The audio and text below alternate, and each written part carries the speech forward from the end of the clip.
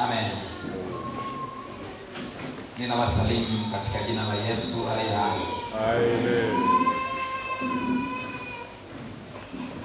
Ni siku njema ambayo Bwana ametukirimia uzima. Tarehe ya leo tarehe 12, siku zinakimbia. Ndio tunaenda nusu mwezi.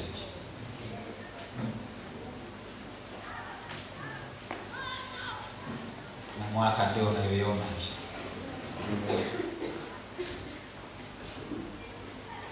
Tunaendelea kuitegemea neema ya Mungu na kwa wema wake na uaminifu wake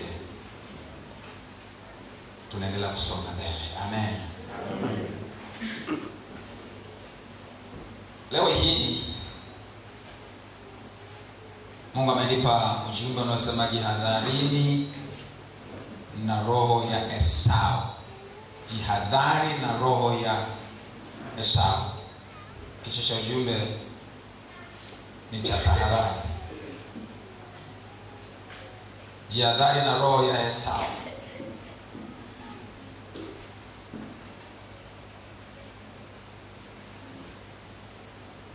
Tutakwenda kusoma Waebrania sura ile ya 12 mstari wa 16 na wa 17.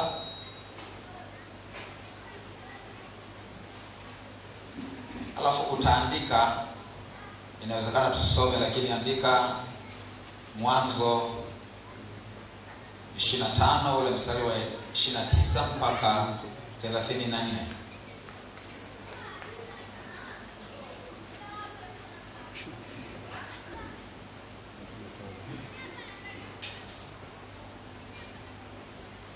Katika kutafuta mafanikio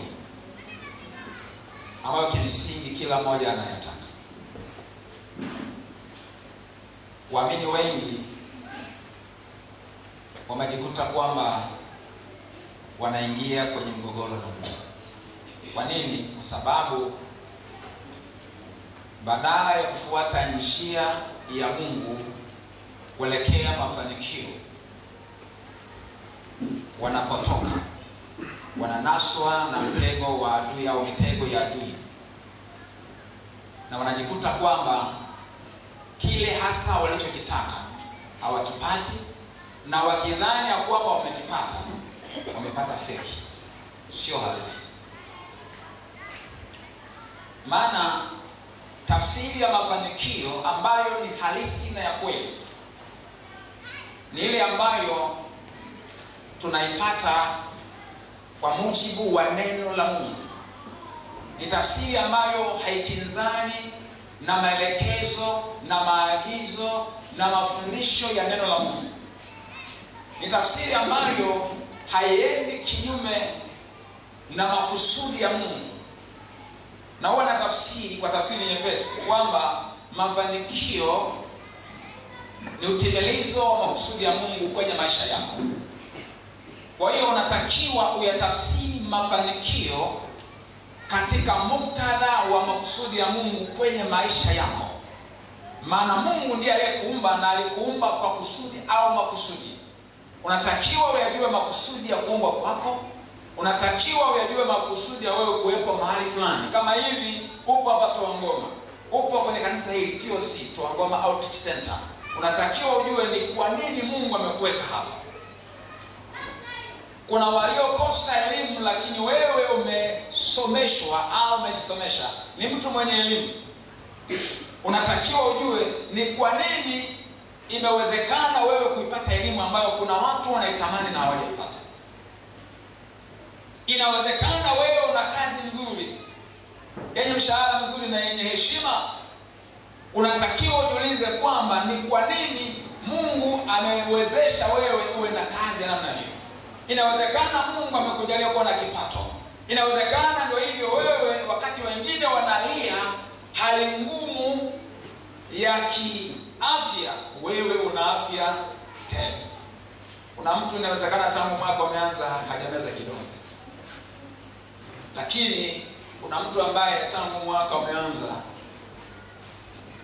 ni mtu ambaye amekuwa na migogoro sana ya kiafya. mtumishi wa Mungu mmoja hivi, mama mchungaji alikuwa anasimulia kimsingi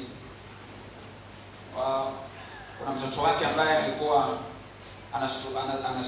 anasumbuka sana kiafya. Kwa hiyo sasa ikawa ni mtu wa hospitali. Ni kweli wanamwombea, lakini bado anampeleka kwenye matibabu. Anasema baadaye yule mama anasema kwamba alilazimika kubadilisha hospitali, si kwa sababu wale hawana huduma nzuri, ila sasa anaona kama sasa nyinyi si watumishi wa Mungu, Mungu ndio kwa mbona sasa ndio hivyo tu, kila siku tu wewe, kila siku wewe, yaani afya haikai vizuri. Aina wewe kwa mtazamo wake inawezekana wale ilikuwa haina shida, lakini alijihisi hivyo. Lakini Mungu ni mwaminifu, baadaye mtoto alikaa sawa. Sasa kama Mungu amekujalia afya njema, lazima ujiulize kwamba ni kwa sababu gani, lipo kusudi. Mungu anataka katika hali yako ya afya njema makusudi fulani uweze kuyatimiza ambayo usingeweza kuyatimiza kama ungekuwa na afya yenye mgogoro. Katika hali yako ya kuwa na kipato, kuna makusudi ya Mungu fulani ambayo unaweza kuyatimiza vizuri ambayo usingeweza kuyatimiza kama wewe una hali ngumu ya kifedha. Kwa hiyo unapofanikisha, unapoyatimiza kikamilifu yaliyo makusudi ya Mungu katika maisha yako, hayo ndio tunayaita mafanikio. Hasa mara nyingi yale ambayo watu wanayafukuzia wakidhani ndio mafanikio, ni mafanikio kwa tafsiri ya kibinadamu, ni mafanikio kwa tafsiri ya kidunia. Na kwa kuwa umetafsiri kwamba mafanikio pengine ni kuwa na pesa nyingi, sina maana kwamba pesa zihitajiki. Mafanikio ya Mungu yanaweza kapelekea, yani tuseme kimojawapo katika kufanikiwa inaweza kawa ni kuwa na fedha nyingi, sawa? Lakini nimekwisha kusema ni katika muktadha wa nini? Makusudi ya Mungu, kwamba umepewa fedha ili makusudi fulani iweze kutimia, sawa pekee. Lakini mara nyingi tunapotaka mafanikio ya kifedha, kutaka kwetu mafanikio ya kifedha, unakuta hakuna uhusiano wa moja kwa moja na makusudi ya Mungu, lakini zaidi sana ni kwa ajili tu ya tamaa. Hello. Na ndio maana akavuviwa Yakobo kwamba tena maomba wala hampati. Kwa nini? Kwa sababu maomba vibaya ili mvitumie kwa tamaa zenu. Ni pale ambapo una msukumo ndani yako ambao uko kinyume na mapenzi ya Mungu. Ni wa kidunia tu, ni wa kibinafsi au wa kichoyo, sio kwa ajili ya makusudi ya Mungu au sio kwa ajili ya maslahi ya ufalme wa Mungu. Bwana Yesu atusaidie sana. Sasa yule ambaye anayataka mafanikio katika hali ya namna hiyo, ambayo haiongozi na mapenzi ya makusudi ya Mungu, kuna uwezekano mkubwa wa kujikuta kwamba amenaswa na hii ambayo ninaiita roho ya Esau. Naita roho ya Esau. Sasa hebu tuisome hii roho ya Esau katika Waebrania hii sura 12 mstari wa 16 na wa 17. Unasema hivi: asiwepo mwasherati wala asiyemcha Mungu kama Esau. Asifanye nini? Asiyemcha Mungu kama Esau,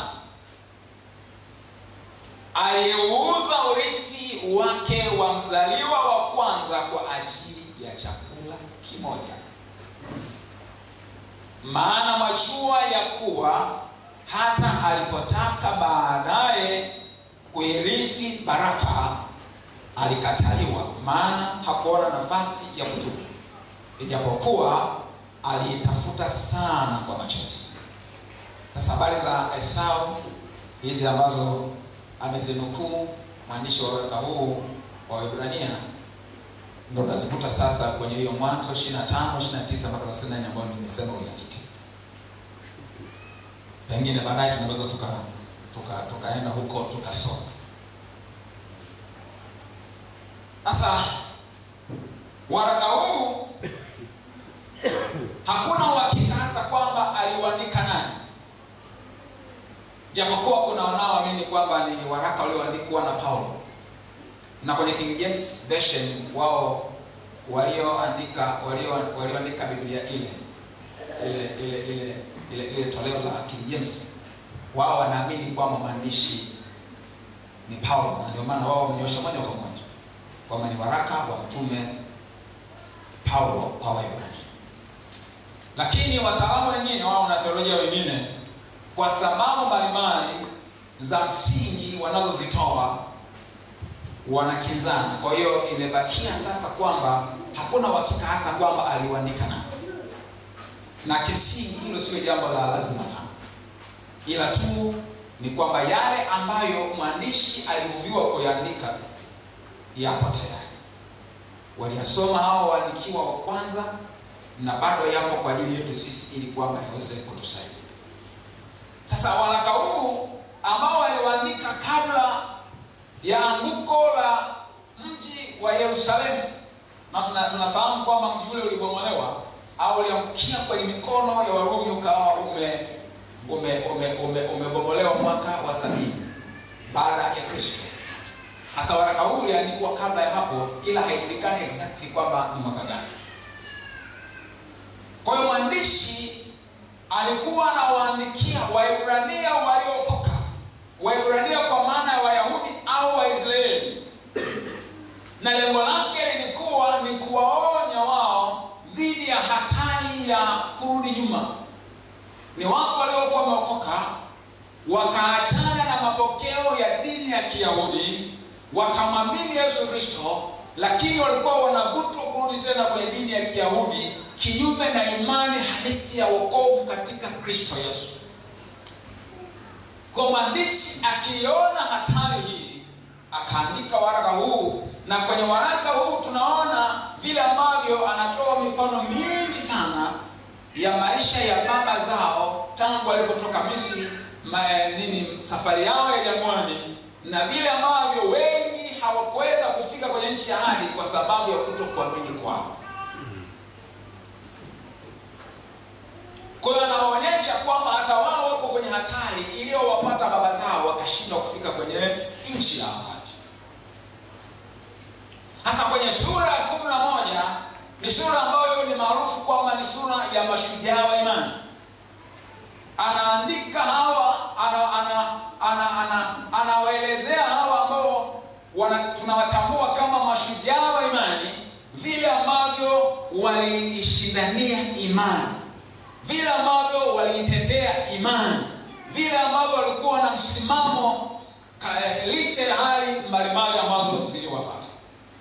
Anaeleza vile ambavyo kwa imani kuna waliotenda miujiza, kuna waliotendewa miujiza, lakini kuna watu ambao waliumizwa lakini hawakukubali kuiacha imani, hata kama walikufa bila kuzipokea ahadi walizokuwa wamezitarajia. Walikufa katika imani. Kwa nasema kwamba na sisi, kwa kuwa tunazungukwa na wingu kubwa la mashahidi namna hii, mashahidi ndio hao mashujaa wa imani, tunatakiwa na sisi tuishike imani. Kwa hiyo kimsingi anawahimiza waishike imani kama ambavyo hao ambao amewaita kwamba wako ndio mashahidi, ni wingu kubwa la mashahidi. Hasa kwenye sura hii ya 12, kwenye sura hii ya 12, kwanza kwenye ule mstari wa kwanza mpaka mstari wa 13, pale anaeleza habari za marudia ya Mungu, vile ambavyo kwa upendo Mungu huwa anawarudi watoto wake. Marudia ya Mungu maana yake ndio hizo fimbo hizo. Ni sawa na mzazi ambavyo, maana ametolea mfano vile ambavyo hata mzazi huwa anamchapa au anamrudi mtoto wake, si kwa sababu anamchukia, ila kwa sababu anataka kumrekebisha asipotee. Halafu kwenye mstari kuanzia wa 14 ukiendelea mpaka wa 28, hapo ndipo sasa anatoa tahadhari ya kumkataa Mungu. Tahadhari ya kumkataa Mungu. Tahadhari kuhusiana na nini? Kumkataa Mungu. Kwenye Kiingereza ni warning against refusing God. Warning against refusing God. Sasa kwenye huu mstari ambao tumesoma, sasa labda turejee ule mstari wa 16. Turudie tena, anasema hivi, asiwepo mwasherati wala asiyemcha Mungu. Asiyemcha Mungu.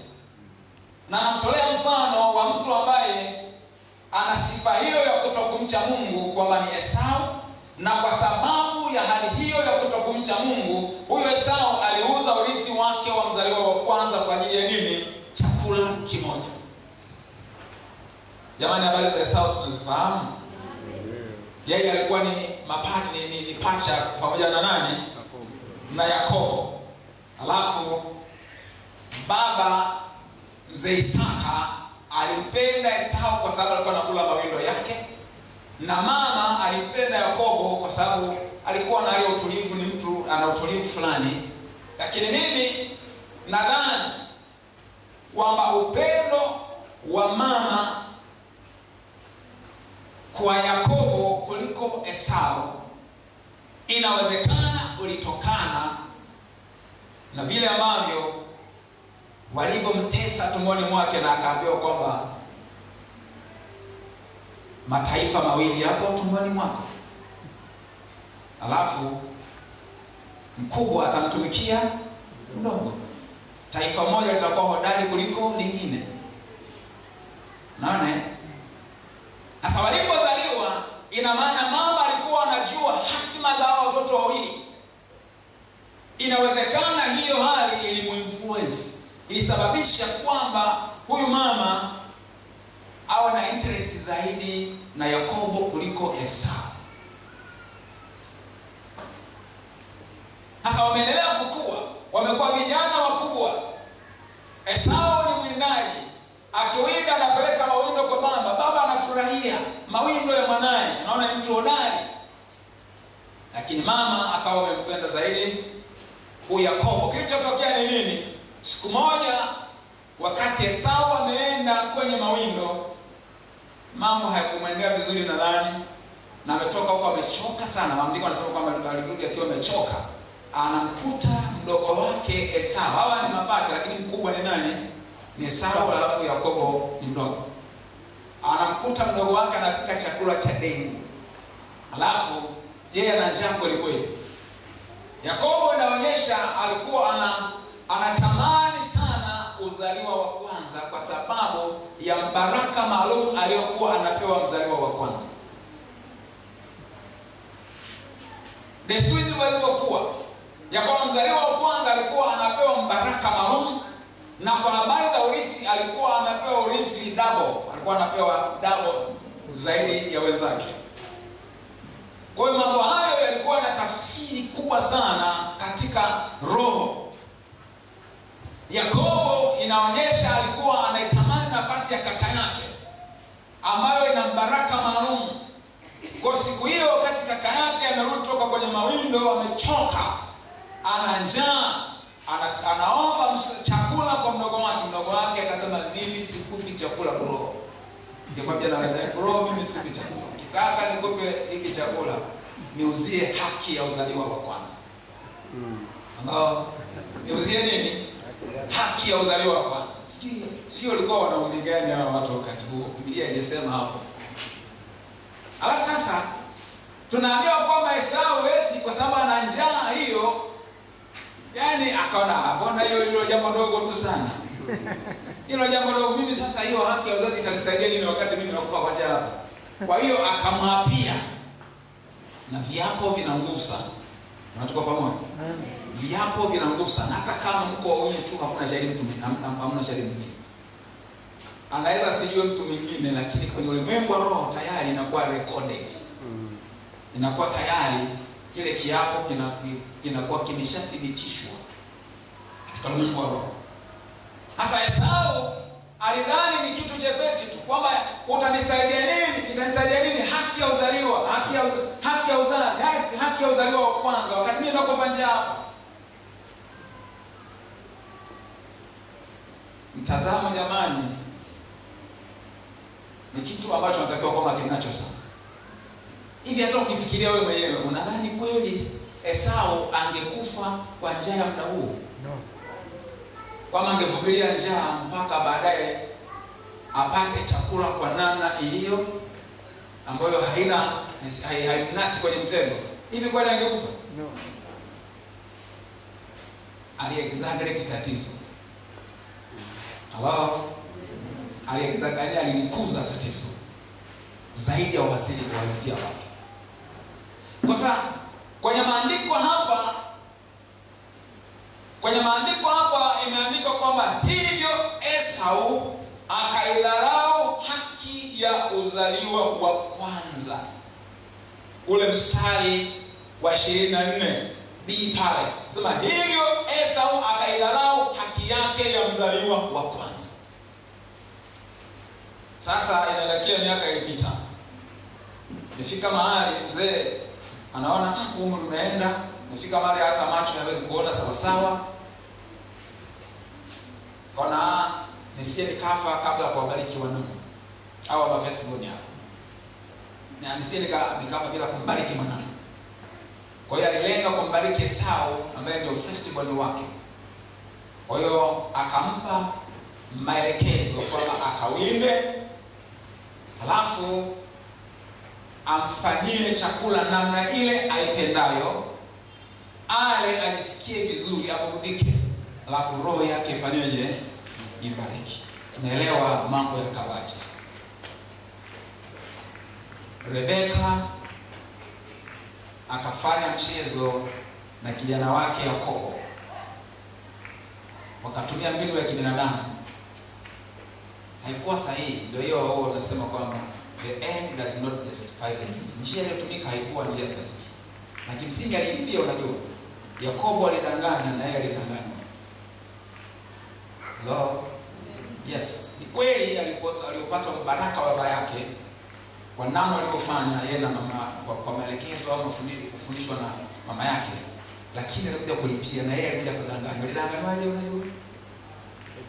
Alipomtaka Lea alipewa nani? Alipomtaka Raheli alipewa? Yes, alilipa.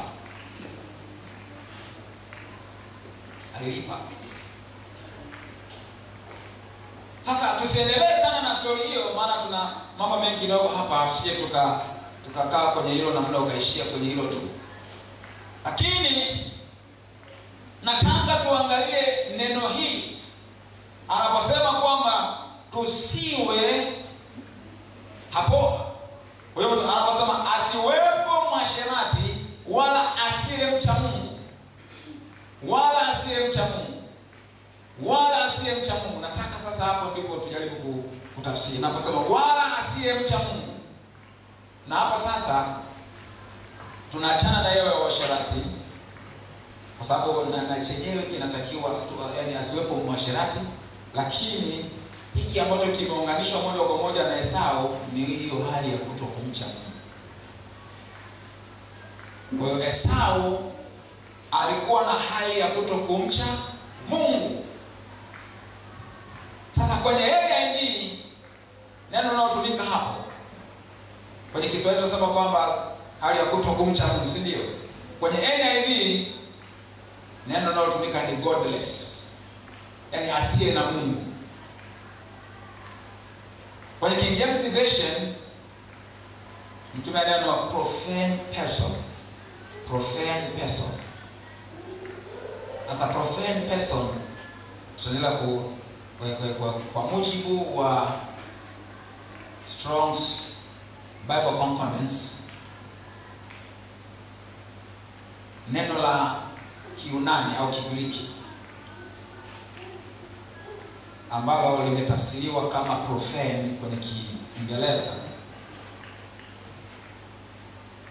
tafsiri yake kwa lugha nyepesi ya Kiswahili tungesema ni kama ni mtu mpagani, yani heathen au wicked, ni mtu mpagani, mtu mwovu.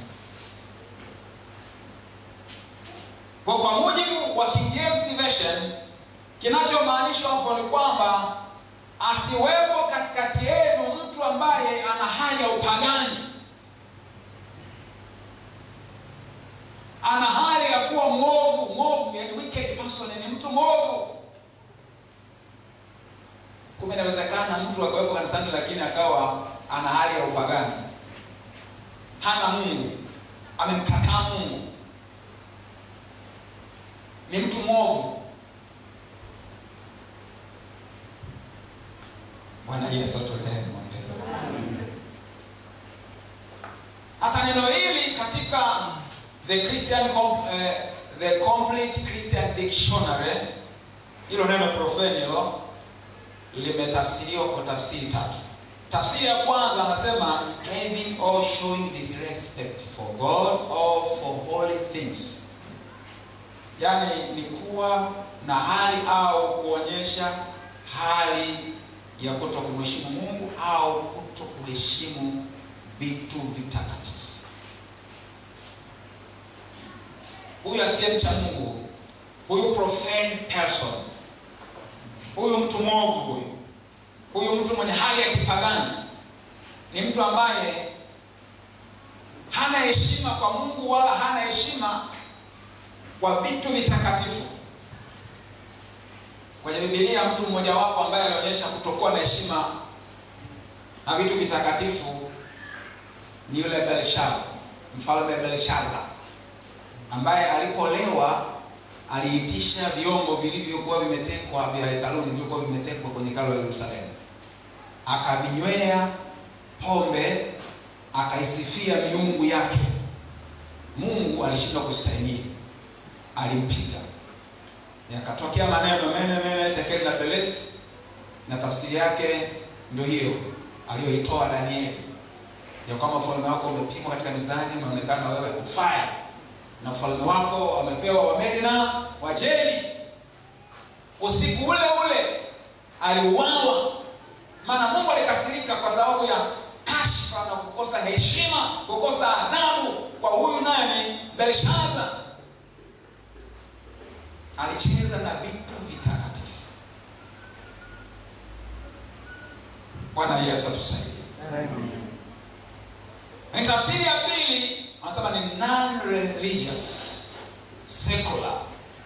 Yaani mtu ambaye hana ile hali ya kidini. Unajua kwa asili mwanadamu ameumbiwa hali ya kuwa mtu wa dini, mtu wa ibada, na ndio maana akipotoka badala ya kumwabudu Mungu aliye hai ataabudu vitu vingine.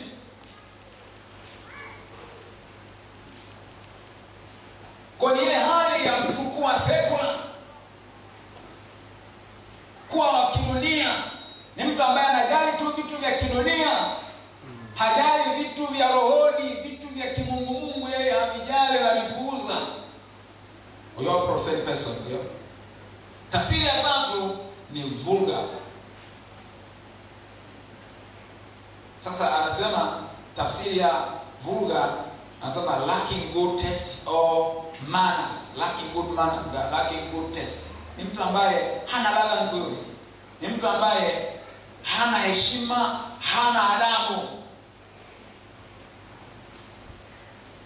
Lakini huyu vulgar ni mtu ambaye pia ni anasema indecent or obscene. Ni mtu ambaye hana adabu, hana heshima, ni mtu wa ovyo, asiyejiheshimu. Mfano wa watu wa namna hiyo ni Nabali. Umewahi kusoma habari za Nabali au kusikia habari za Nabali, ambaye mke wake alisema achana na huyo Nabali, ni mtu mpumbavu, ni mtu wa ovyo.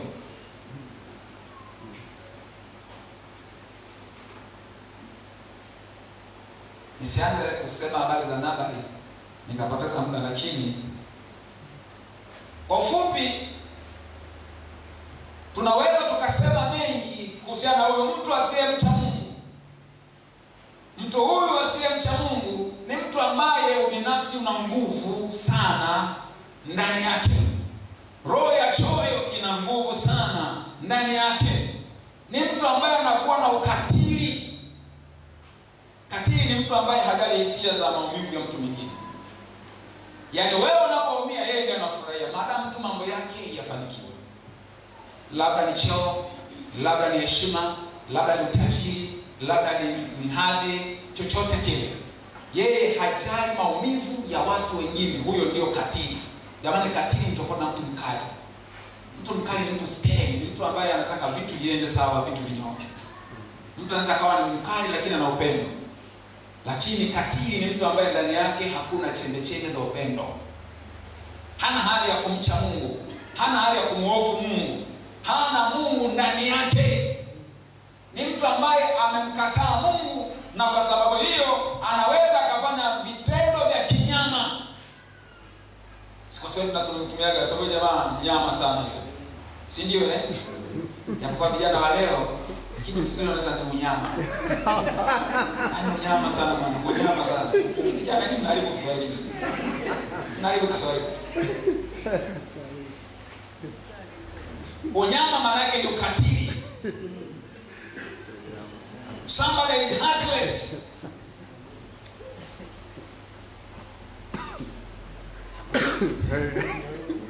Ni mtu ambaye ana hali ya kutokujali. Unaweza kaongeza na sifa nyingine nyingi tu kwa mtu wa namna hiyo. Bwana Yesu atuponye jamani. Amen.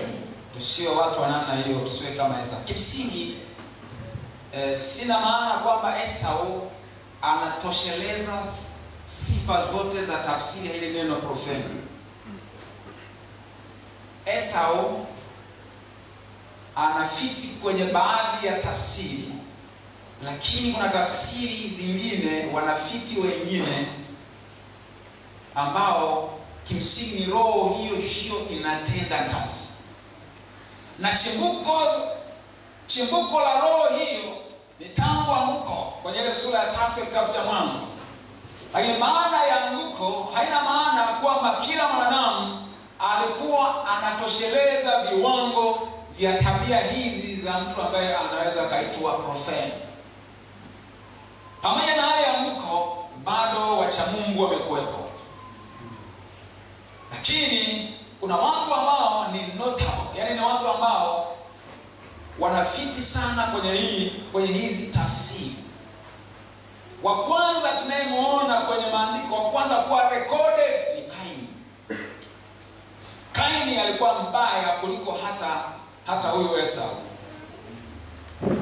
Sasa hii roho ya Esau maana yake inaanzia tangu huko. Baada ya huko Kaini sasa ni roho ya Kaini, na tunaelewa kwamba uzao wa Kaini kwa namna ya kimwili uliishia kwenye ile gharika ya Nuhu. Unaelewa hiyo? Nuhu na familia yake wao walikuwa ni uzao wa Seti. Seti alizaliwa kama mbadala wa Habili aliyeuawa na nani? Na Kaini. Kwa hiyo kizazi cha Kaini chote kiliishia kwenye gharika. Lakini roho ya Kaini haikufa. Imekuja kujitokeza tena kwa hawa ambao kimwili ni uzao wa Seti. Maana watu wenye roho mbaya wamekuwepo. Bwana Yesu atuponye jamani. Amen. Na roho hii inafuatilia hata mtu anaweza sema umeokoka, lakini bado roho mbaya hii profane spirit unakuta bado inakufuatilia.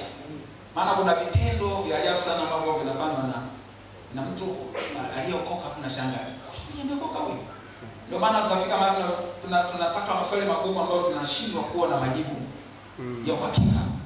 Mtu aliyeokoka amejazwa na Roho Mtakatifu anaweza kufanya tendo kasema, sasa inawezekanaje mtu aliyeokoka na amejazwa na Roho Mtakatifu akayafanya haya? Wewe utakuwa ni shahidi ya kwamba umeshaona yako matukio ambayo mtu aliyeokoka na amejazwa na Roho Mtakatifu inafika mahali anapanda na hasira na anaweza mpaka kaua. Hello. Miaka 60 sana iliyopita kuna mtu ambaye mpaka alimaliza chuo cha Biblia, soma na kina Biblia. Kawa ameoa. Si hivyo mapenzi, si nini na nini, aliua mke wake kwa mikono yake mwenyewe. Na waza inakuaje?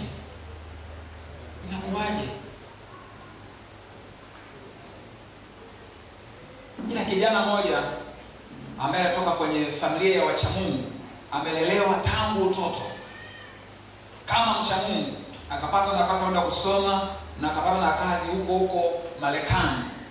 Alipoenda kule, of course hiyo ni story ambayo yeye mwenyewe alisimulia. Mungu alimrehemu, baadaye akaja akamrudia Mungu. Sasa anasema alipofika kule akawa ametamani kuishi maisha ya starehe, maisha ya anasa.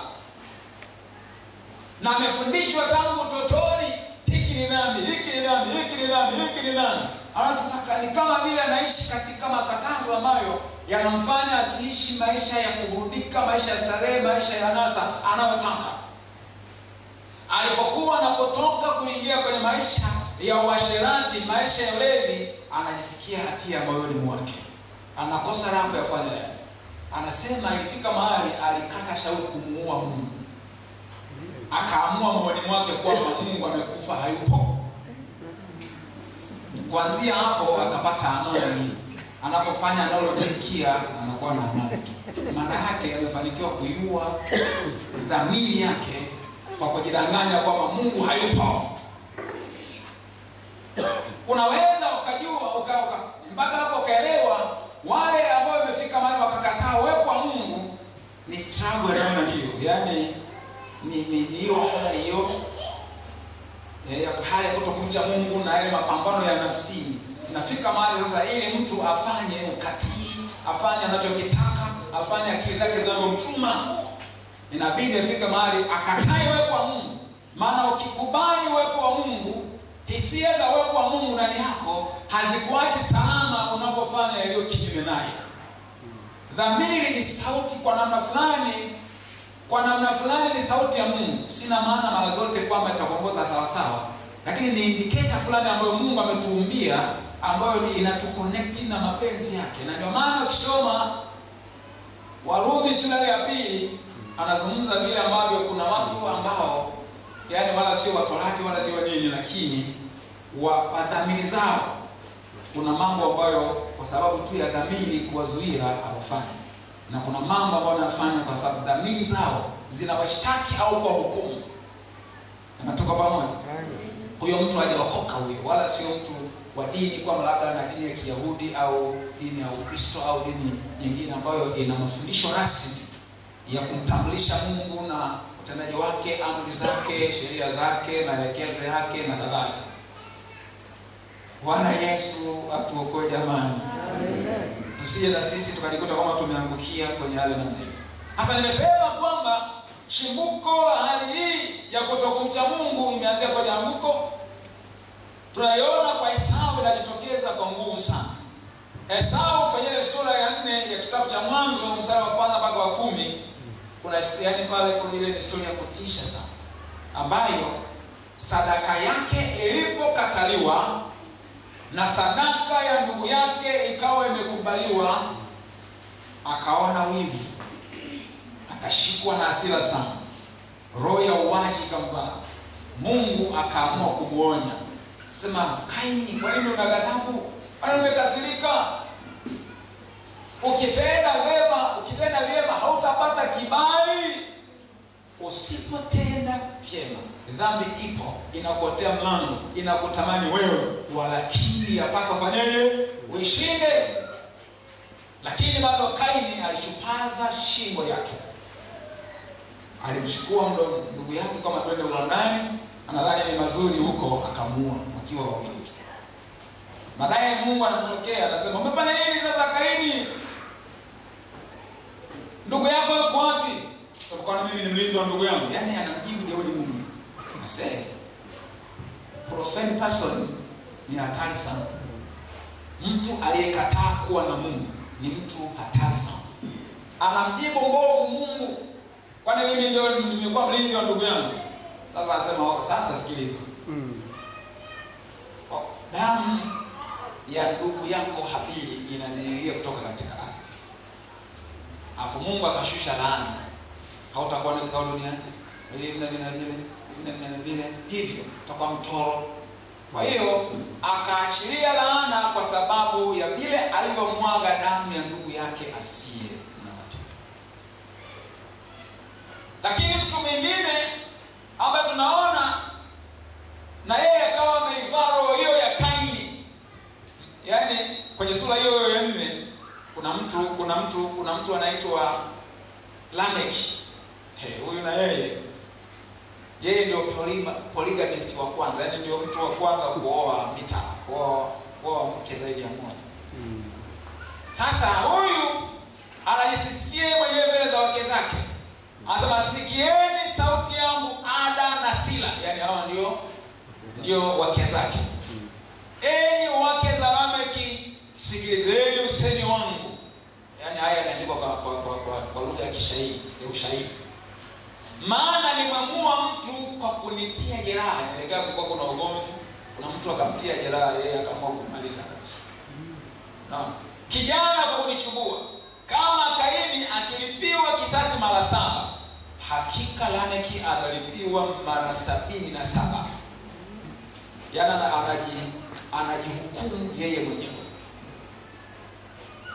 Mtu profane person, mtu pia mwenye kiburi. Hafu mtu mwenye hasira. Unajua hasira ya ambayo inachochewa na kiburi ni hasira mbaya sana. Kwa huyu hasira ilichochewa kwamba yeye ametiwa tu jeraha au amechubuliwa, yeye kamaliza kabisa, alafu sasa anasema kama nani Kaini atalipiwa mara ngapi? Yeye itakuwa sawa mara ngapi? Sawa mara 7. Bwana Yesu atuponye na roho mbaya. Unajua mambo yanazana kitu kidogo kidogo. Na ndio maana Bwana Yesu alisema kwamba imeandikwa kwamba usiue, lakini nasema mtu anayemwonea hasira ndugu yake, huyo ni muuaji. Yaani kumwonea tu hasira, kwa sababu uuaji ni mbegu ambayo inaanzia na hasira. Hasira inayochochewa na kiburi na ubinafsi ndani yake. Kwa hiyo kama unataka kuepuka kunaswa na roho ya uwaji, manake unatakiwa kuepuka roho ya kiburi, ubinafsi na nini? Na hasira. Dhibiti hasira. Na kwa msaada wa Mungu inawezekana. Bwana Yesu atusaidie.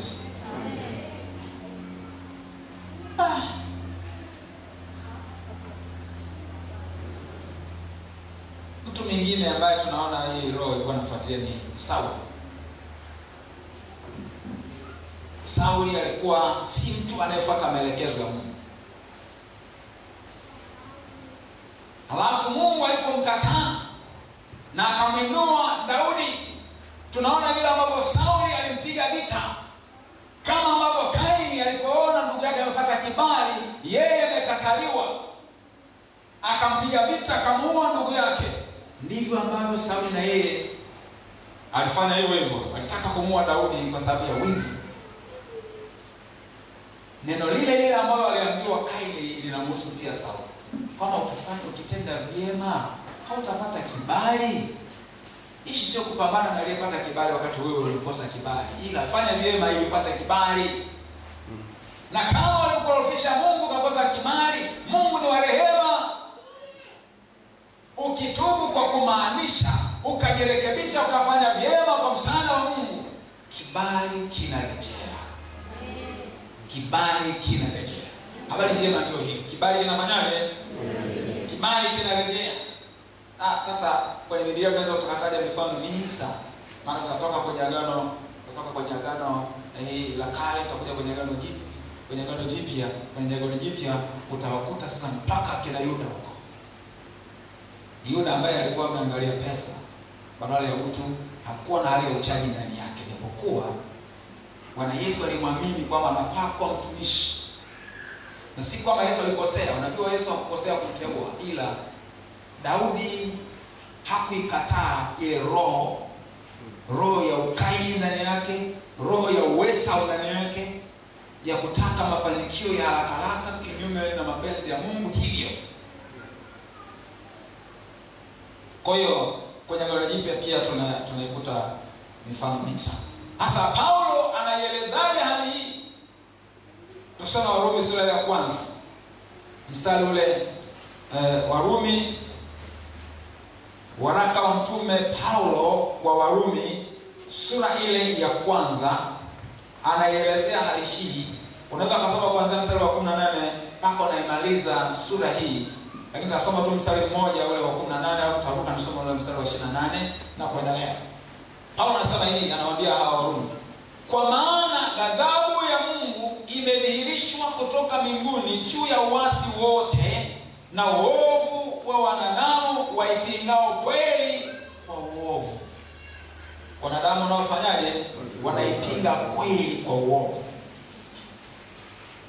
Unaweza usipige kweli kwa maneno, ila kwa maisha yako, kwa uovu wako ukawa unaipinga kweli. Mstari wa 28 na kuendelea nasema hivi: na kama walivyokataa kuwa na Mungu katika fahamu zao, kama yule kijana ambaye aliamua kumuua Mungu, aachane kabisa na habari ya Mungu, yaani Mungu hayupo, dhamiri yake ikafa ili kwamba ayafanye yote ambayo anasukuma kuyafanya kwa tamaa zake. Na kama walivyokataa kuwa na Mungu katika fahamu zao, Mungu aliwaacha wafuate akili zao zisizofaa, wayafanye yasiyowapasa.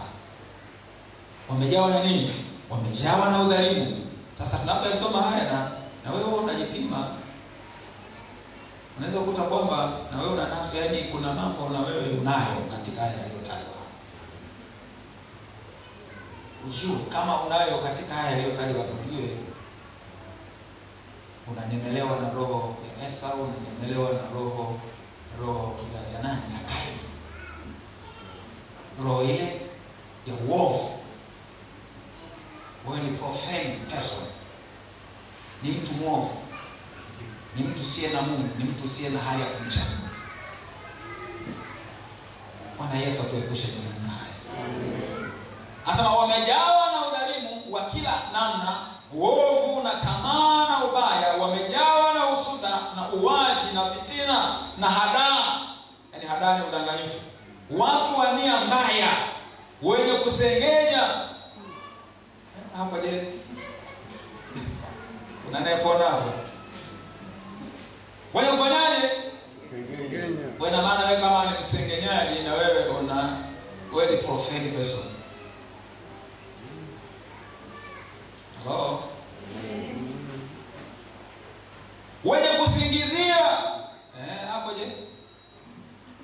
Wenye kumchukia Mungu, wenye jeuri, wenye kutakabari, wenye majivuno, wenye kutunga mabaya, wasiowatii wazazi wao.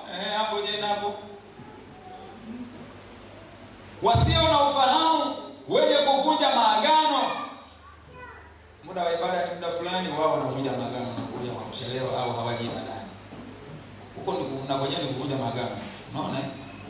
Wasiopenda jamaa zao.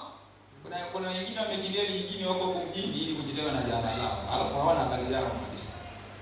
Napambana tu yeye mwenyewe, lakini hajali wanyumbani kwao. Wasio na rehema, hawana msamaha, hawana huruma. Ubaya tu. Ambao wakijua sana hukumu ya haki ya Mungu, ya kwamba wayatendao hayo wamestahili mauti, wanatenda hayo, wala si hivyo tu, bali wanakubaliana nao wayatendao. Umeona mtu ambaye anashangilia wakati kuna ubaya unatendwa? Akiona watu wanagombana ndio anashangilia, mshabiki wa ugomvi.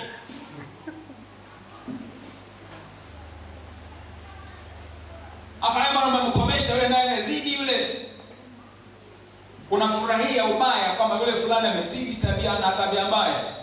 Afadhali umemfanyizia, umemkomesha, aache tabia mbaya. Na wewe ni profane person. Hautendi wewe, unafurahia yanapotendwa mabaya. Na kuna watu wengine hapa ni wafadhili wa mabaya. Msakana Yesu ni mwasherati, lakini anafadhili matendo ya washerati. Nilipokuwa nasoma Songea Boys, kuna kijana mmoja alituponza tukaingia kwenye matatizo makubwa sana. Kwa sababu yeye alikuwa enzi hizo hamna simu, hamna ni ile mahusiano ya haraka kama leo haikuwepo. Kwani kuandikia tu memo, vijibarua, vijimessage vya kuandika hivi, vinachukuliwa, vinapelekwa hivi. Sasa yule kijana yeye alikuwa anasoma mjini, lakini alikuwa ni mmoja wa familia ya wafanyakazi wapo shuleni Songea Boys. Sasa kuna kijana hapa alikuwa anamlavu mdada wa Songea Girls. I love you, unajua hiyo kitu. Wameanza hiyo, afu baadaye sio wakakofiana kwa namna gani, wakaanza kutukanana. Kwa hiyo huyu anaandika barua ya matusi, anampa huyo kijana naenda naipeleka. Na yule anaandika na yeye majibu ya barua ile apeleka. Sasa baadaye yule ugomvi badala kuwa watu wawili ukapanuka. Huyu ana marafiki na yule ana marafiki. Kwa marafiki wa huyu wakawa wanamsaidia mwenzao kumtukana yule. Yule naye na marafiki nao kwa hiyo ikawa sasa ni kundi la watu kadhaa wa Songea Boys na kundi la watu kadhaa wa Songea Girls. Sasa kwenye ugomvi wa maneno huwezi ukawashinda wanawake. Haiwezekani kabisa. Kwa hiyo hao wanaume wa Songea Boys wakazidiwa na wanawake. Ila sasa mwanamume anajivunia misuli. Na sasa hao tutawakomesha. Ilikuwa imekaribia siku ya mashujaa ambayo ilikuwa inatukusanya sasa mjini huko. Sasa siku hiyo haikwenda shule nzima. Niliteuliwa darasa letu ilikuwa nadhani ni madarasa mawili, tukaenda kwa picha wengine. Na kule na kwenyewe wameteuliwa wamekuja ni siku ya mashujaa. Huku wameshajipanga, kumbe wale vijana ambao ndio marafiki wa na ugomvi umetabuka, yani ni kundi kubwa kabisa. Sasa ikawa sasa ni chuki, yani Songea Boys na Songea Girls ni chuki inayotembea tu hapo. Sasa ilikuwa kuna mahali barabara imelimwa na kuna vumbi, na vumbi la Songea mnalielewa kwa wale ambao mmefika Songea. Ni la kijani. Mzee Badala anaelewa hapa anatikisa kichwa. Sio ni ile jekundu ile. Ni ile jekundu ile. Alafu limetifuka ambapo ukikanyaga mguu hivi karibu mguu mzima unazama.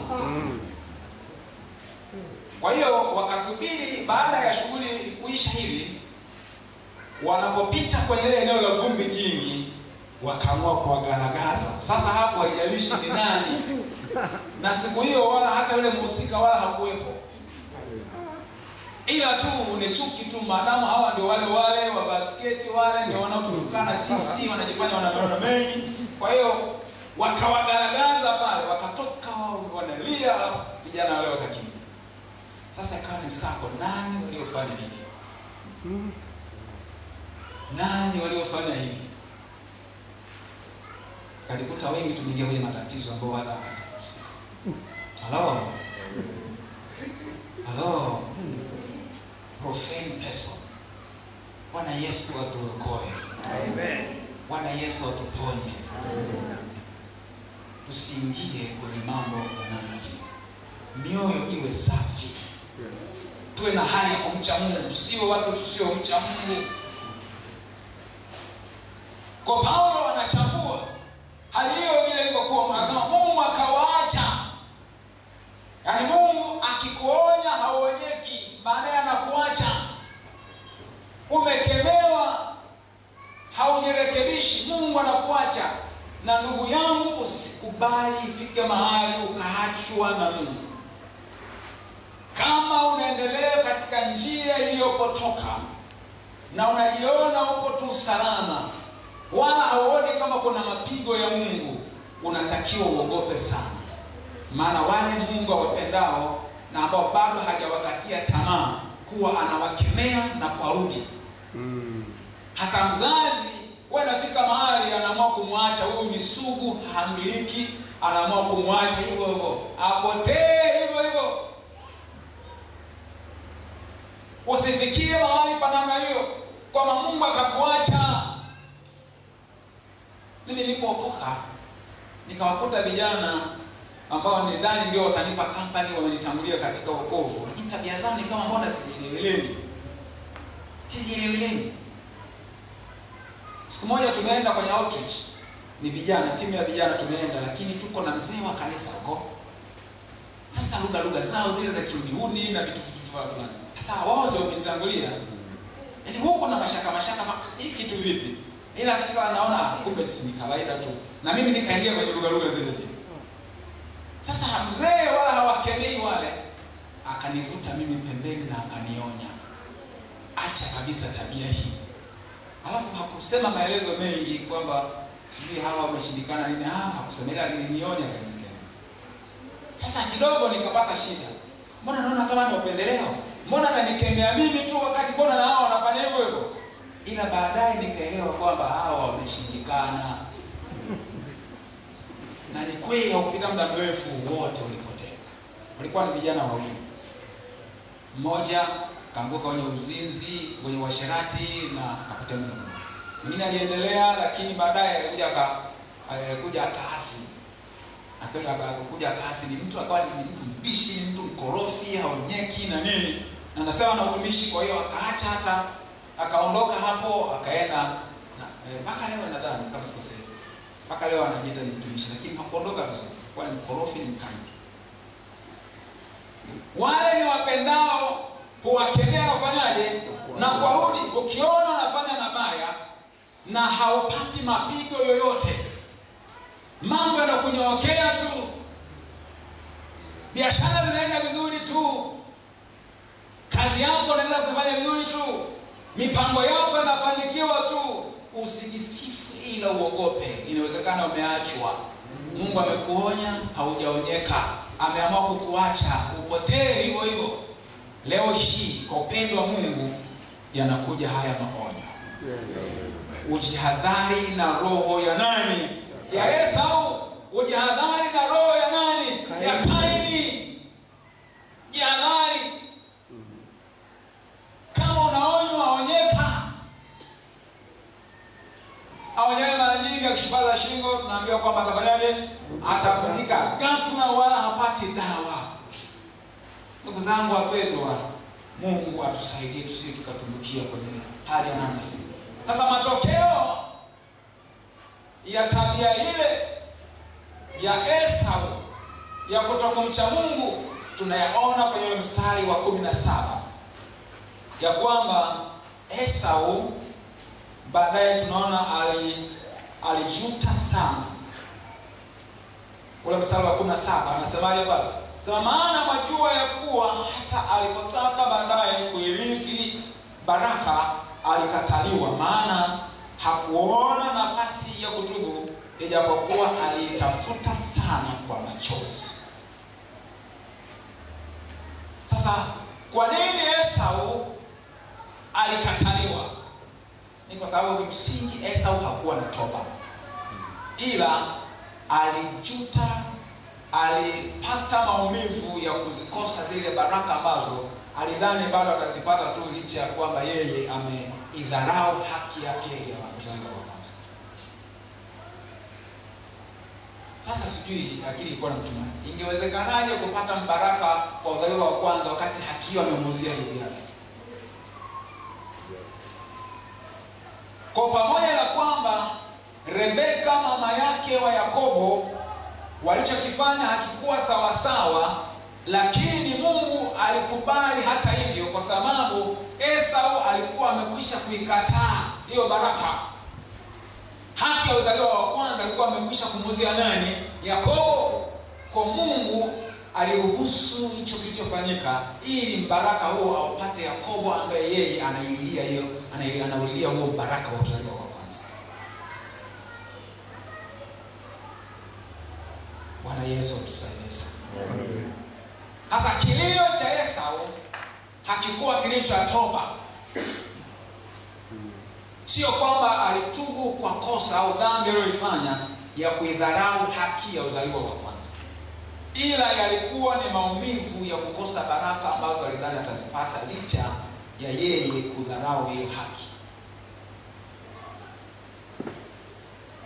Unapofanya dhambi kwa siri kwa muda mrefu, inawezekana umekuwa mzinzi sugu kwa muda mrefu, unasali huku unafanya uzinzi au uasherati, unaimba kwaya huku unafanya uzinzi au uasherati, wewe ni kiongozi unafanya huduma lakini unaendelea na uzinzi na uasherati.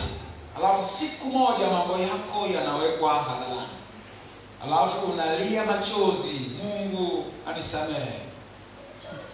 Swali, unatubu kwa dhambi uliyoifanya? Ni majuto ya toba au unajutia kukamatwa. Na ndio maana mtu wa namna hii likipita hilo huwa anaendelea tena, ila anakuwa amejifunza kwamba we learn through mistakes, kwamba nilikosea pale ndio maana ilijulikana. Kwa hiyo anajifunza kutumia mbinu za kufanya yale mambo bila kudhalilika. Halo?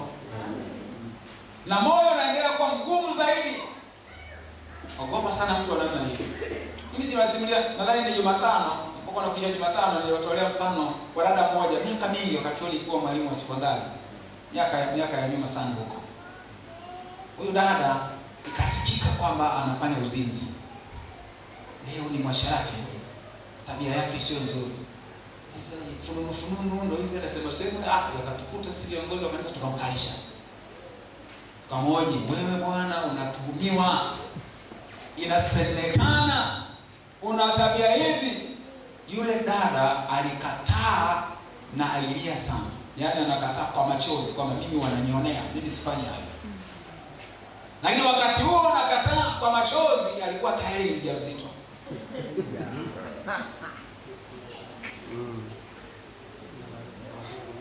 Bahati nzuri tu hakutoa ile mimba.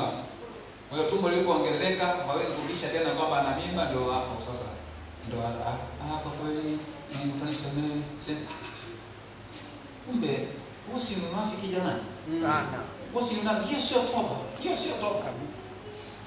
Kwa kuna mtu ambaye mambo yake akiwa hadharani kinachomsumbua ni kule kudhalilika alikodhalilika. Tunapata shida sana hata tunapowatenga watu. Mali fulani hivi baba mmoja akawa amefanya uzinzi. Alafu kanisani hapo yuko yeye na mke wake wapo na watoto. Sasa uongozi wa kanisa unajaribu kupiga mahesabu. Wanatangazaje mambo yake?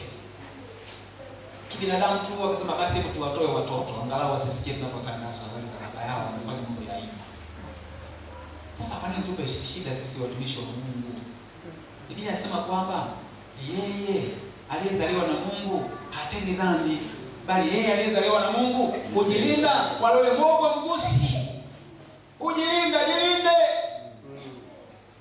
Lakini kama imetokea umezembea hujajilinda na ukajikuta umeangukia kwenye mtego wa adui ukatenda dhambi, ni afadhali uwe na toba ya kweli, na mwenye toba ya kweli yupo tayari kudhalilika. Yaani swala kudhalilika hawezi kulipa kipaumbele. Ni kweli linauma, lakini uhusiano wako na Mungu ni kitu chenye nguvu kiasi kwamba upo radhi dunia nzima ikiwe wewe umemtenda Mungu dhambi, maadamu tu kama kufanya hivyo mwisho wa siku utakuwa salama. Mtu anajali usalama wake zaidi wa kiroho, uhusiano wake na Mungu rejee. Hata kama kuaibika, basi kuaibika ni gharama ambayo anakubali kuilipa ili kutengeneza. Ndugu zangu wapendwa, Mungu atusaidie. Amen. Mungu atusaidie. Amen. Mungu atusaidie. Amen. Tunayataka mafanikio. Na mwaka huu ni mwaka wa ushindi na mafanikio. Lakini ni lazima tuyatafute hayo mafanikio kwa njia za kimungu, tukiwa na hali ya uchaji Mungu. Na hapo sasa kuna mambo matatu tunapomalizia ambayo tunapaswa kuyazingatia. Jambo la kwanza, tuwe na hali ya kumcha Mungu. Tusiwe kama Esau, Kaini, Sauli na wengine ambao tumewataja na ambao hatujawataja. Tuwe na hali ya kumcha Mungu. Kumcha Mungu ni hali ya kumhofu Mungu. Kumcha Mungu ni hali ile ambayo unampa Mungu nafasi. Unatambua uwepo wa Mungu katika nafasi yako. Unampa heshima anayostahili. Unaheshimu maagizo yake. Unaheshimu vitu vyake vitakatifu. Mtu anayemcha Mungu ataishi maisha matakatifu kama neno la Mungu linavyomtaka. Paulo katika Waebrania hii kwenye sura hii 12 tunaambiwa kwamba tutafute kwa bidii. Mstari wa ngapi? Wa 14, si ndio? Waebrania 12:14 anasema tafuteni kwa bidii kuwa na amani na watu wote na huo utakatifu ambao hapana mtu atakayemwona Mungu asipokuwa nao. Kwa hiyo mtu ambaye ana hali ya kumcha Mungu, kinyume na alivyokuwa Kaini, kinyume na alivyokuwa huyu Esau. Ni mtu ambaye anatafuta kwa bidii kuwa na amani na watu wote, anatafuta kwa bidii kuwa na utakatifu ambao hapana mtu atakayemwona Mungu asipokuwa nao. Mungu atusaidie tuwe hivi. Amina. Lakini namba 2, Mungu atujalie tuwe na nia ya kukataa tuwe na nia ya kutaka mafanikio, au niseme hivi, nia ya kutaka mafanikio iwe ni kufanikisha makusudi ya Mungu katika maisha yetu kwa ajili ya ufalme wake. Yaani kwa niseme tuwe kingdom minded. Nishasema tafsiri ya mafanikio kibiblia ni ule uwezo, ni pale ambapo unatekeleza kikamilifu yale makusudi ya Mungu kwenye maisha yako. Kwa tunapoyataka mafanikio, yawe ni ya kielimu, yawe ni ya kifedha, mafanikio kwenye huduma, iwe ni kwa ajili ya kutekeleza au kufanikisha makusudi ya Mungu kwenye maisha yetu. Kwa sisi tuyatake mafanikio, tuyaombe mafanikio, tulipe gharama za kupata mafanikio, lakini nia yetu iwe ni kutekeleza yaliyo makusudi ya Mungu katika maisha yetu. Sisi kama kanisa, Mungu ametupa maono makubwa sana. Tunataka fedha ili ya kwamba tutekeleze hayo maono. Yanataka pesa. Kuzalisha watumishi wengi ni jambo la gharama. Kupanda makanisa mengi ndani ya miaka 10 tu, makanisa 100 si mchezo. Ni fedha nyingi, ni mamia ya mamilioni yatakayohitajika kutekeleza maono makubwa aliyotupa. Kwa tunapotafuta utajiri, tunapotafuta kuwa na mafanikio kifedha, sio kwa ajili ya kuishi maisha ya anasa na ubinafsi na choyo, lakini ni kwa maslahi ya ufalme wa Mungu. Na ukifanya hivyo, mkono wa Bwana wa baraka utakuwa juu yako. Lakini kama unatafuta mafanikio kwa choyo, kwa ubinafsi, si kwa maslahi ya ufalme wa Mungu, Mungu hatakuwa pamoja na wewe. Na kama usipoelewa, itafika mahali utatoka nje ya mstari. Utaanza kuyatafuta mafanikio kwa njia zisizokubalika. Utafanya kama Esau. Utatafuta mafanikio kwa namna ambayo yaani kiini chake sio baraka wa Mungu. Lakini mafanikio tunayotakiwa kuyatafuta ni yale ambayo kiini chake ni baraka wa Mungu. Na baraka wa Mungu unatokana na sisi kupata kibali kwake. Kama ambavyo ilisema, alionywa Esau kwamba kama ukifanya vyema hautapata kibali. Hali ya kukubalika, kibali. Kipata kibali, Mungu anaashiria baraka wake. Na tunaambiwa kwamba baraka ya Bwana hutajirisha, wala hachanganye huzuni nayo. Ukipata baraka wa Bwana, mbaraka ule wa Bwana ni nguvu ya wewe kupata utajiri. Wana wa Israeli waliambiwa hivyo, ya kwamba huyo Mungu anatakiwa kumcha huyo Mungu, wayafanye yale mapenzi ya Mungu, wasiende kuyafanya yaliyo kinyume. Kwa nini? Kwa sababu huyo Mungu ndiye anayewapa nguvu ya kupata utajiri. Nguvu ya kupata utajiri inaweza kawa ni nguvu ya akili, nguvu ya mipango na mikakati. Inaweza kawa ni hizo business ideas. Business ideas, napata wazo la biashara, napata wazo la kufanya kitu kitakacho kuondoa kwenye hatua moja kwenda kwenye hatua nyingine. Hiyo ni nguvu ambayo Mungu anaiachilia. Lakini anaachilia neema ya kwamba unapotekeleza zile ideas zako iwezekane. Maana unaweza kawa na akili, kawa na hali ya ubunifu, kawa ni creative, lakini unapoingia kwenye utekelezaji unakutana na vikwazo ambavyo vinakukwamisha. Lakini nguvu ya kupata utajiri, nguvu ya kupata mafanikio inahusisha kulindwa, inahusisha uwezesho katika utekelezaji wa fikra au mipango au mikakati, yale ambayo Mungu amekujalia kuona yatakusaidia. Mungu anawezesha ili kwamba uweze kufanikiwa. Bwana Yesu atusaidie. Lakini namba 3, tunatakiwa tukubali njia ya Mungu au njia za Mungu za kupata mafanikio. Tusitumie njia zetu wenyewe, tusifuate mitazamo ya kidunia, tusishawishiwe na wasiomcha Mungu. Tunatakiwa tujikite kwenye maandiko. Neno la Mungu linasemaje? Nataka nikutie moyo. Watu watakwambia kwamba kwa sababu ya ulokole wako utakufa maskini. Lakini mimi nasema hivi, ahadi za baraka za kiuchumi zipo kwenye neno lake, na uwezesho wa kupata hizo uhalisia wa hizo baraka, uwezesho unaopata kutoka kwa Mungu mwenyewe. Ndivyo maandiko yanavyoeleza. Nataka nikutie moyo, unaweza ukafanikiwa, unaweza ukatajirika bila kutoa rushwa. Unaweza ukafanikiwa, unaweza ukatajirika bila kufanya kitu kisicho halali. Unaweza ukatajirika, unaweza ukafanikiwa hata bila kukwepa kodi. Na ndio maana katika Warumi sura ile ya ngapi? Ni sura ile ya 13. Anasema wapeni wote haki ya mtu wa kodi kodi, wa ushuru ushuru, asilie ofu, asilie heshima. Si ndio wapendwa?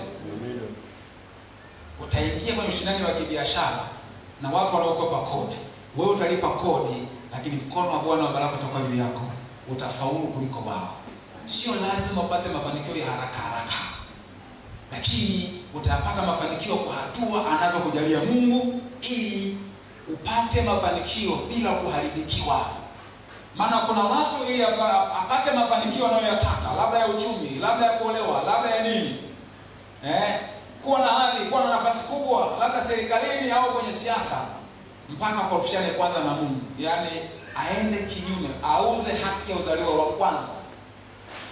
Wewe usiuze haki ya uzaliwa wa kwanza. Tuko pamoja? Kwa maana ya kwamba unatakiwa kutimiza wokovu wako wewe mwenyewe kwa kuogopa na kutetemeka. Katika Waebrania hii tunaonywa kabisa. Tunaonya kwamba tutapataje kupona tusipojali wokovu mkuu namna hii. Wokovu huu tuliopata, jamani, ndio haki yenyewe uzaliwa wa kwanza. Amen. Usipoteze haki ya uzaliwa wa kwanza ambayo inakupa wewe haki ya kurithi uzima wa milele. Una haki ya baraka za maisha ya sasa na una haki ya baraka za umilele, kurithi uzima wa milele na kupata taji huko kwenye maisha ya milele. Sasa yatakuja majaribio, au huwa inakupata majaribio mbalimbali ya wewe kuuza haki ya uzaliwa wa kwanza. Alafu nasema kama Esau ya kwamba itanisaidia nini haki hii ya uzazi wakati ninakufa njaa? Msimamo huu wa kiimani utanisaidia nini kama mimi nakufa maskini? Msimamo huu wa uadilifu sawa sana neno la Mungu unanisaidiaje nini kama mimi naishi maisha ya mahangaiko, kama mimi nakosa nafasi ya masomo, kama mimi nakosa nafasi ya kazi? Matokeo yake unafanya kama Esau, unauza haki ya uzaliwa wa kwanza kwa chakula kimoja, kwa chakula kimoja, kwa ajili ya kupata ajira, kwa ajili ya kuolewa, kwa ajili ya kuoa, ili upate nini, tenda, pengine tenda. Unajua mambo ya tenda tena. Unataka ni kwenye mambo ya biashara, labda usupply kitu fulani, au na kampuni yako unataka tenda ambayo itakufanya upate mamilioni ya hela. Kwa hiyo unaweza kujikuta kwamba umeuza haki yako uzaliwa kwanza, kwa maana umepoteza msimamo wako wa kumcha Mungu. Alafu unatumia njia zile zinazotumiwa na watu wa kawaida wa dunia ili mambo yako yakunyoke. Bwana Yesu turehemu jamani. Baraka zetu zinatoka kwa Mungu. Tusiuze haki ya uzaliwa wa kwanza kwa chakula kimoja. Tusiuze haki ya uzaliwa wa kwanza kwa chakula kimoja. Tusiuze haki ya uzaliwa wa kwanza, tusiuze wokovu wetu. Tusifarakane na Mungu wetu. Tusimvunjie Mungu heshima.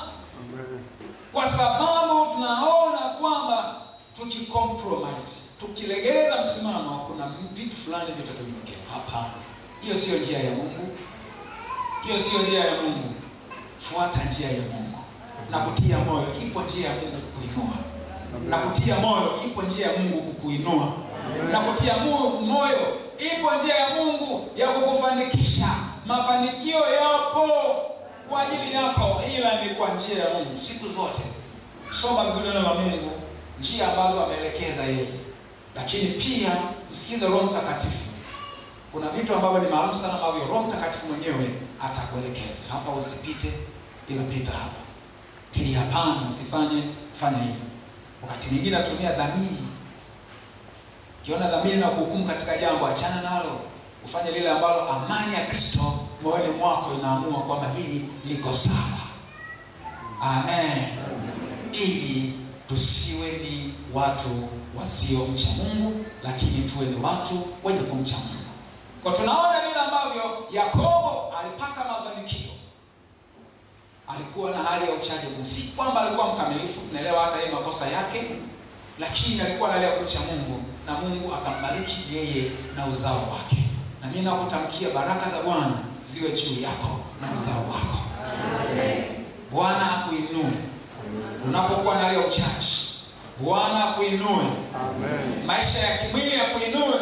Amen. Katika huduma akuinue. Amen. Hali yako ya familia ikae vizuri. Amen. Wewe mwenye ndoa kama haiko sawa sawa, Bwana iponye ndoa yako. Amen. Wewe ambaye umekuwa ukimwomba Mungu kwa ajili ya kuingia kwenye ndoa, upate ndoa nzuri na kuombea baraka za ndoa nzuri. Amen. Upate mume mzuri, upate mke mzuri. Amen. Na kuombea baraka za kibali kazini kwako, maana ukipata kibali kwa Mungu, Mungu ndiye atakufanya upate kibali kwa mabosi wako, upate kibali kwa wafanyakazi wenzako. Ukiugusa moyo wa Mungu ukapata kibali kwake, utapata kibali kwa wateja. Amen. Watakukimbilia wanunue kwako, mauzo yataongezeka kwa sababu una kibali cha Bwana, una baraka wa Bwana. Bwana yeye mwenyewe kwa namna yake, unapokuwa umemheshimu, umempa heshima anayostahili, Mungu anapokubariki, mambo yatakunyokea kwa namna nzuri ya kimungu. Amen. Narudia tena, baraka ya Bwana iwe juu yako. Amen. Baraka ya Bwana iwe juu yako. Amen. Baraka za ulinzi ziwe juu yako. Amen. Uwe salama wakati wa usiku. Amen. Uwe salama wakati wa mchana. Amen. Uwe salama wapo kazini kwako. Amen. Uwe salama unapofanya biashara. Amen. Bwana akufungulia milango ya mafanikio. Amen. Katika hali zote. Bwana akupe neema ya kushinda vikwazo na dhambi, ili ya kwamba uweze kuyatenda yaliyo mapenzi yake. Amen. Ishi maisha yenye kumpendeza Mungu, na maisha yenye kumpendeza Mungu yatakupa kibali siku zote, na baraka zake zitaendelea kuachiliwa katika maisha yako. Kwa jina la Mungu Baba, Mungu Mwana na Roho Mtakatifu, sema amen. Amen. Simama tu sasa, umshukuru Mungu. Mwambie tu